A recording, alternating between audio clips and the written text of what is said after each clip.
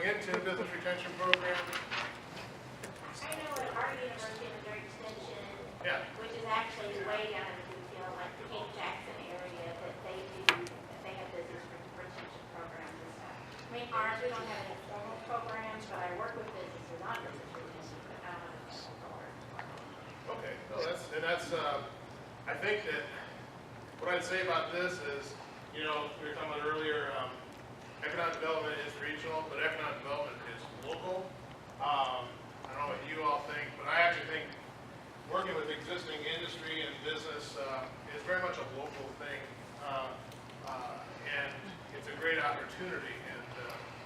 And often it falls. The other thing about it is it's an opportunity for the mayor, or for the local leader, or those representing the mayor, to build those relationships. If anything else, there's something else about folks will come in and talk about business retention, and they'll talk about this broad program that you can initiate. Includes this big survey you go out to visit the company, right? That's intimidating for everybody. Not that that's not important. It's a lot, those are hopefully good questions being asked. But frankly, I think it starts with the relationship. And I think that it's like we're talking about, Joey, you're talking about relationships, right? It's all about the relationships. I think it really is here.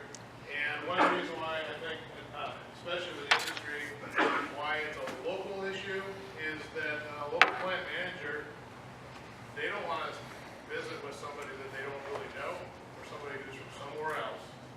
And it takes time, even with the mayor or the economic developer or chamber, to build that relationship because, well, kind of right, I understand they're cynical. They're wondering what's going on here. What do you want from me? Like a lot of folks try. They get hit up a lot for stuff. Yes. Industry leaders do, business leaders. We're trying to offer support solutions. So I'll talk a little bit about that. Huge opportunity here. Implemented locally. I think it's about relationships. I'll start with this though. Why do businesses leave, and industries in particular here? Not to read all these. I think everybody agrees with these. What I would say about this is really know our industry. Know the industries in your community, and understand, identify those things that we can control.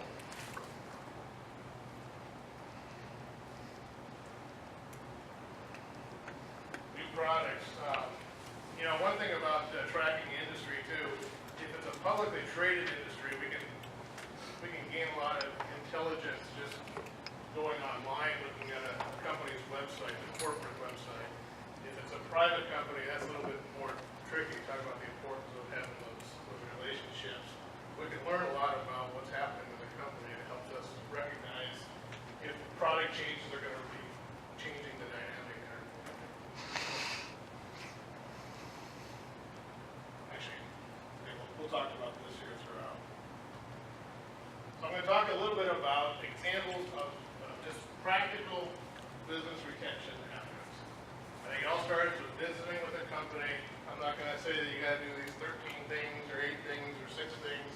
It's going in, knowing the company and knowing what they make, but flat out asking, what is it that you need that I can help you with? It's like, that's it.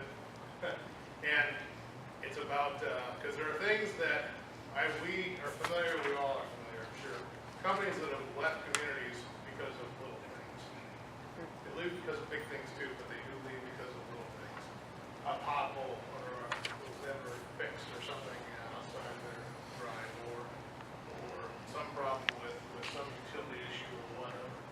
They're identifying those things that we can impact, and then when we find out what it is that they need, that we actually can facilitate getting those things fixed. Sounds like it's real simple, but it starts with a relationship. The bigger things will come naturally. Any thoughts on that from anybody's experience working in the existing industry? I think it's, again, like I said, just getting out face to face with them. And before you start hammering them with questions, because it is good to have that database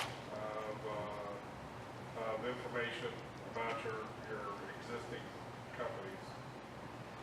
But just getting out face to face with them, introduce yourself, taking a plant tour if they have time, because you know what, when a plant manager takes you through his plant, it's his plant. And a good plant manager is excited about showing off to the right individual who may also help them out. The other thing is too, is a lot of these guys' time is extremely valuable. And if you're going to go out to gather data, typically it's got to be something that benefits them on what you're going to talk about. And it's, you can stick to the point for bigger companies. I agree. I think one of our weaknesses of our SBTCs, and I can say this because I used to work on it, or for one, was that you're right, taking out your big form. I'm like, I would have to have them sign this 4-page document or whatever before I could even talk to them. Well, like now, working for a nonprofit, we have a little more flexibility. I just walk in and we talk about what we want to talk about. There's nothing written down. I keep notes, and of course I have to rely on institutional knowledge at this point. But it works for a better relationship when I get farther into the business than I did with the other. I agree with that too. You can know those 4 questions you're going to answer, or you're going to ask when throughout the conversation. You can have those memorized and remember those answers. And next time you visit with them, get 4 more and 4 more. And I agree. In fact, I think that unless you have a big team, big staff, that their job is to visit with industry, and they build these relationships with the human resource person, whomever. Those big forms are difficult, and again, companies don't have the time, or they don't feel that they do, especially if they don't know what you're doing with this and what value it's going to bring to them. I think a routine visit, I was very lucky. My first job actually going before was with the state of Arkansas. When I was in Lamar County in Mississippi, my boss, the other economic developer, actually I was the other guy. He was the economic developer, I was the other guy. And so I did all the things that he didn't want to do. And but actually, one of the things that I had the great opportunity to do was visit with our industry, and he taught me a lot in terms of how to do that. And we turned it into a very much it was a routine.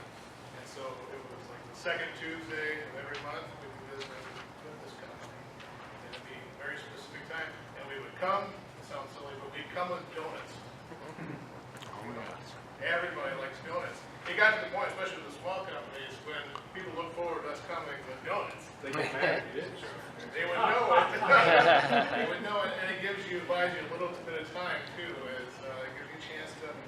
It helps with the relationship. It's a business write-off, it's a company. And that matters. The fact is, you're showing them that you care too. You care. I mean, we're in this with you. You are that important to us. It's about the visit. And it's about visiting with the companies, and then the other part of it is visiting with the partners. Because they're going to have all kinds of things once you work through that relationship, things that they need that we have to help solve. And therefore all the partnerships come. And that's about relationships too. We don't necessarily have to be anything but brokers. Depending. I'll talk about the solutions providers, and we have a lot of partners. We do everywhere. Missouri, Arkansas, Mississippi, everybody. There's the state, regional, local partners that we can connect them with. Here's the other thing. I think that local leaders have a great opportunity here to bring everybody together. Only a mayor can bring everybody together. And the mayor's program for this, the mayor's forum on this, or others who are working on behalf of the leadership, the economic developer, the chamber. But 2 things in particular. An economic development forum is like a speaker series. We had some mayors actually who really took that up, and it's a great chance to parade important people in front of an audience.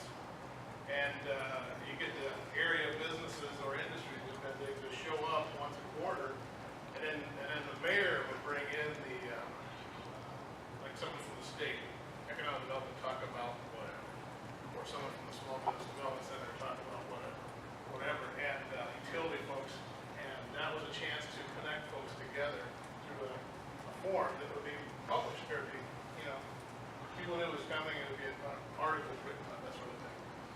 for an industry roundtable when I was with the state.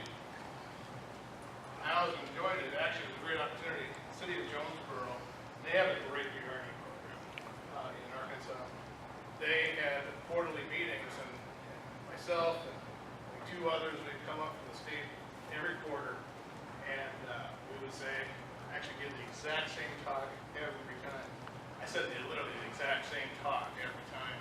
I talked about the state's incentives, for existing industry, and I would always focus on, because it would be the same thing that would trigger. It was the same group of industry leaders around the table, and they all sat in the same place too, because we all did it right. And I'd be talking about incentive programs for machinery and equipment purchases, which connects with people, but only when they really need it. Otherwise, they're not paying attention. So I would say the same talk, and each time somebody different would go, "Oh, that's interesting. I have never heard that before." Well, let's talk about it. And it's because it was important to them then. It's human nature. And so the importance of having the repetitive people, having the points brought in front of folks over and over and over again. And we actually were able to connect with a lot of people that way. It sounds silly, but it was valuable. Like in Arkansas, I'm guessing it's the same here. You can't purchase machinery and equipment with an incentive after the fact. You have to connect with the state for that incentive before you can purchase. Is that true here too? It's called the but-for clause. Okay. Same thing, same. Something. And it's amazing how many companies either don't know that or don't remember that. And you think about how much they could save through a credit or whatever if they did. And talk about the importance of an industry business right there. But that is, everybody know who that is? Teddy. Man, Teddy. Actually, he looks just like a colleague of mine when I worked for the state. Kurt Nauman. They look like that. That's Teddy Roosevelt. He used the bully pulpit, and I think that's a mayor has that opportunity. Mayors can make things happen. Here's the other thing that we do, in BRNE, is look for what they call red flags with industry. And something I did on a regular basis was drive parking lots and drive through the industrial park. And what you're doing, a company is supposed to employ 200 people, or that's what they say on their forms. And so we're just kind of sizing up the cars in the lot. But what happens if those cars start disappearing? Something's not. And it's worth going in and finding out. That's what's called a red flag. It's a piece of the business. The businesses stop participating, perhaps, in the community. Has anybody experienced anything like that, where perhaps a company sponsors a summer softball league team or something like that? They've done it for years, but now they're not. That sort of thing. That's often an indication that something might be going on. If you are that comfortable and you have that kind of relationship with utilities, there's a drop in usage.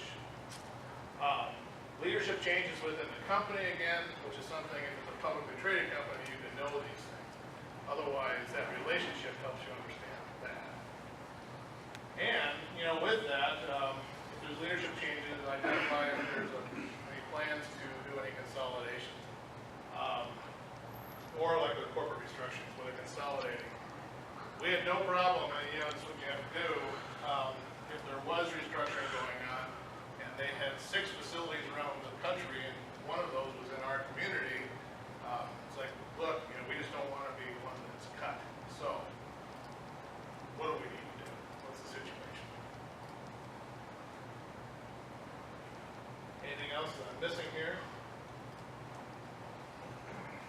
Change in ownership? Or would that be corporate restructuring? Well, no, I think I put it as a separate thing. I agree. Change it, just flat out change. A company buys another company. That company that was in our community, now they're under a new flag. That would be a change of ownership. Who knows what's going to happen? It's worth it. We have to go in there and come up. Product line changes. In this case,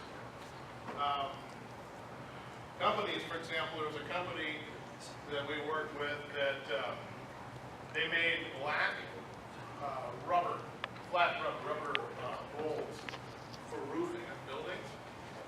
Of course, that's being replaced by white rubber, which is much more efficient and it reflects heat. Supposed to absorb it in this part of the country, you want to reflect it.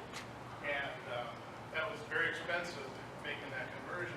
But if they couldn't make that conversion with their equipment, they would not be competitive.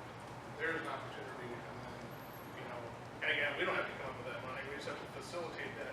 Folks in the state may or may not know about something like that.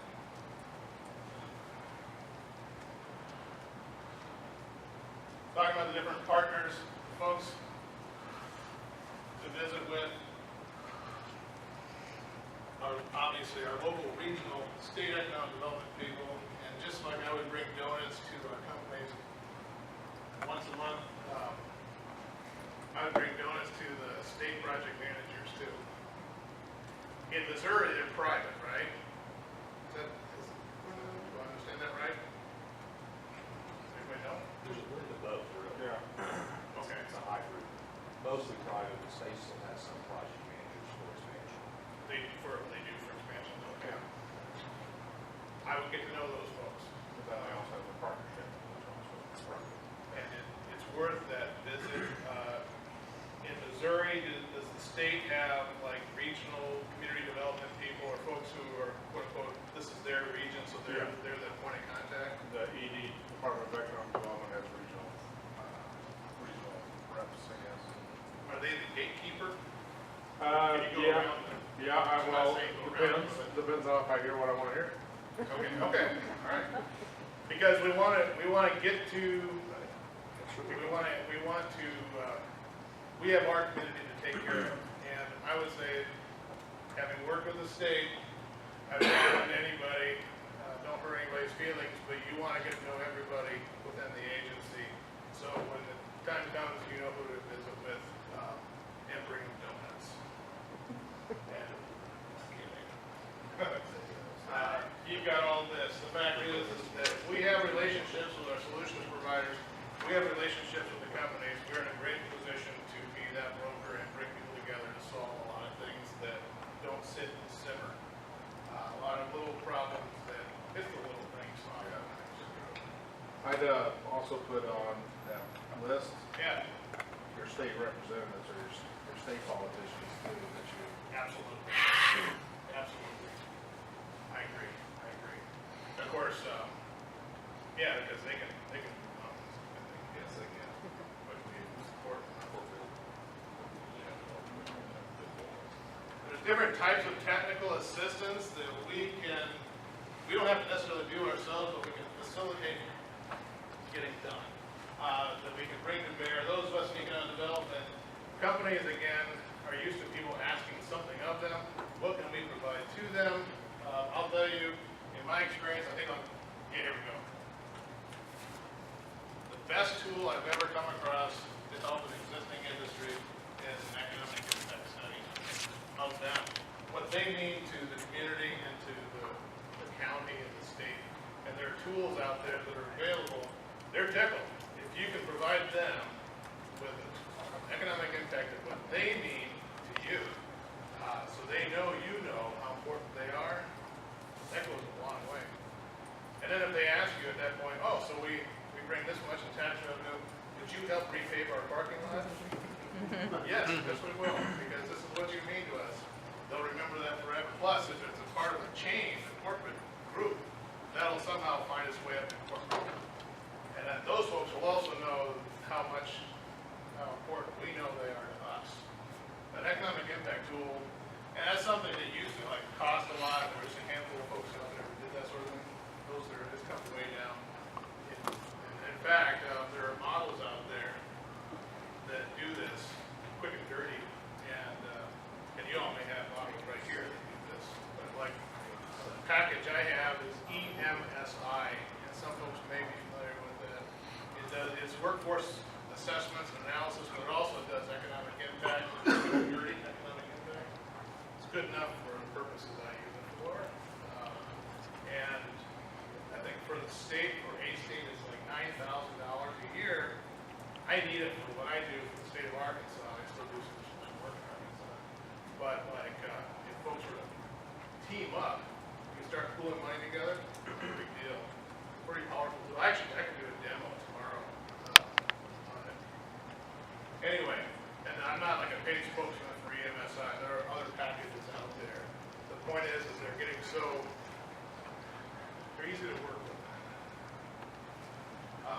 Targeted business analysis, helping them understand,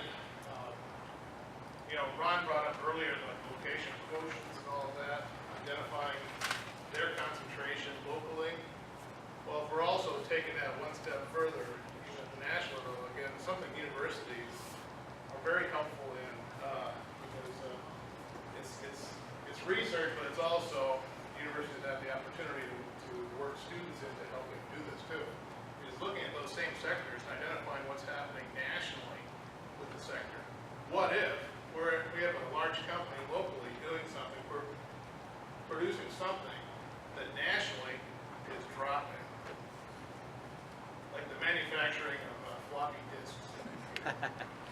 What if? I mean, that's targeted business analysis. If you look at how competitive are our companies, we have companies that are growing locally that are also growing nationally.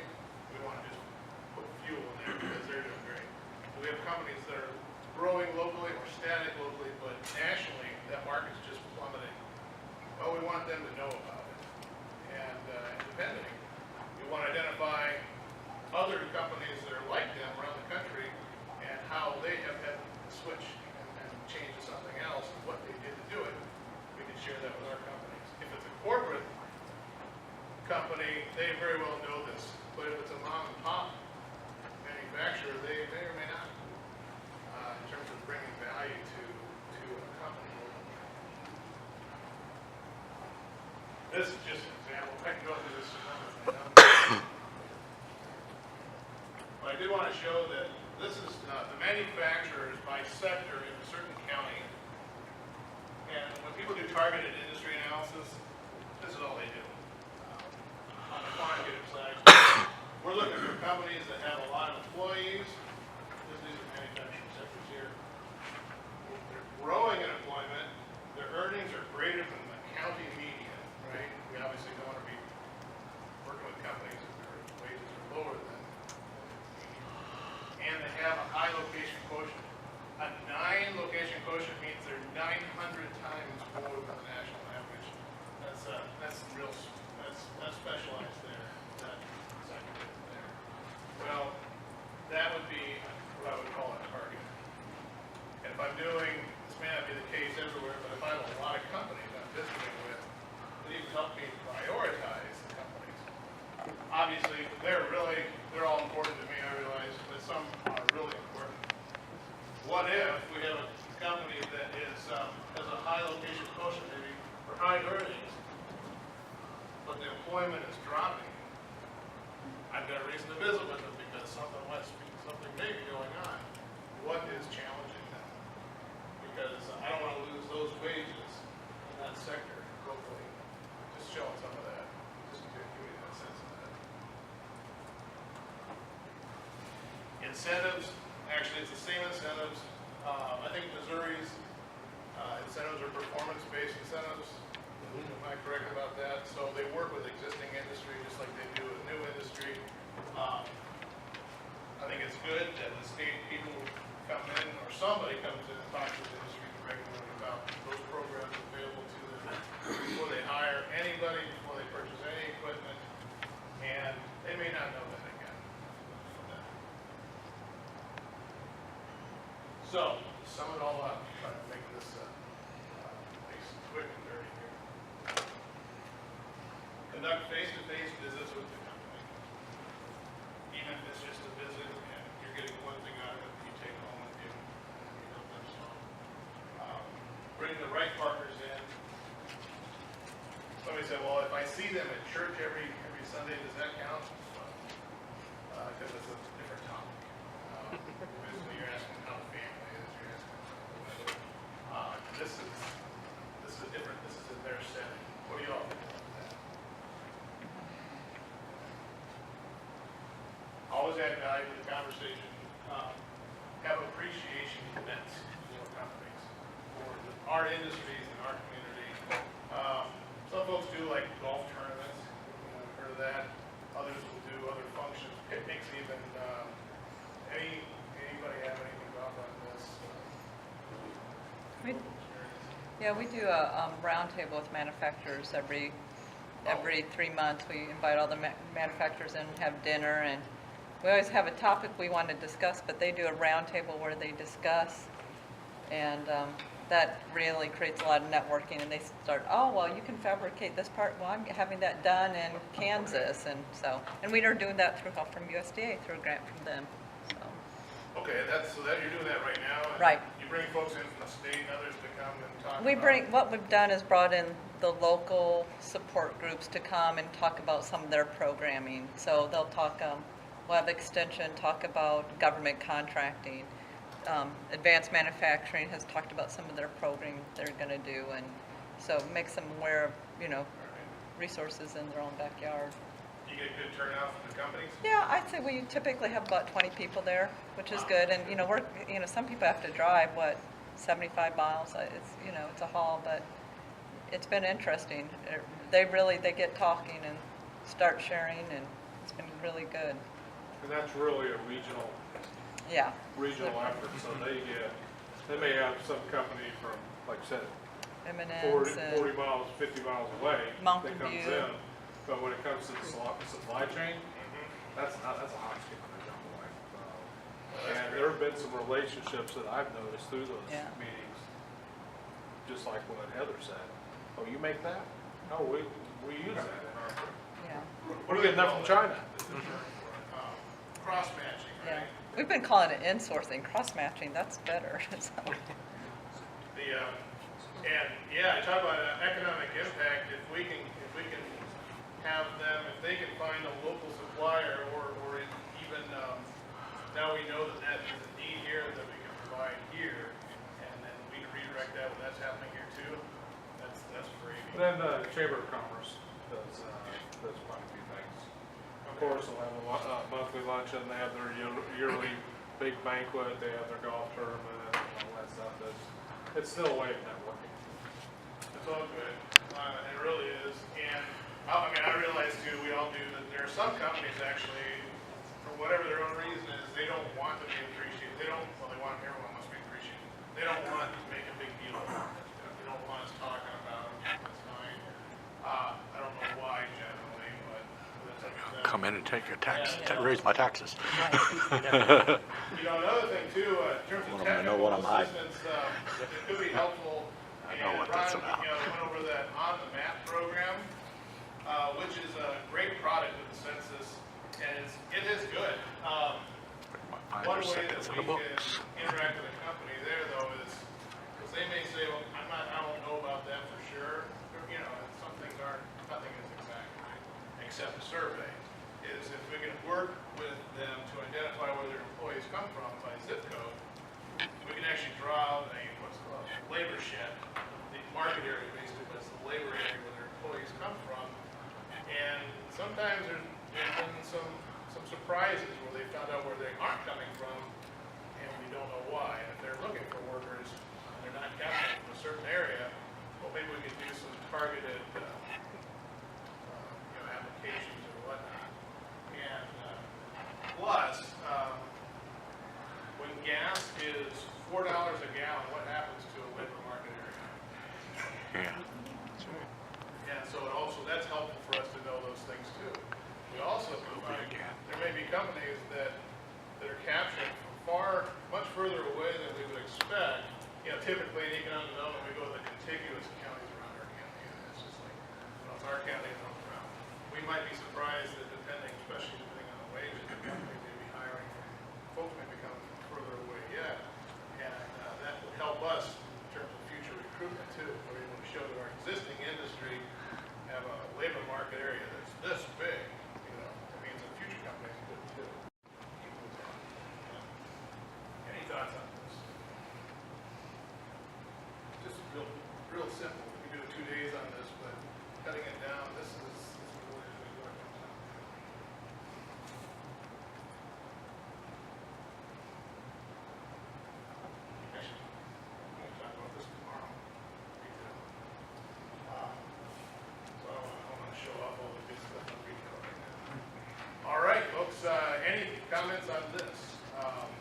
So we do have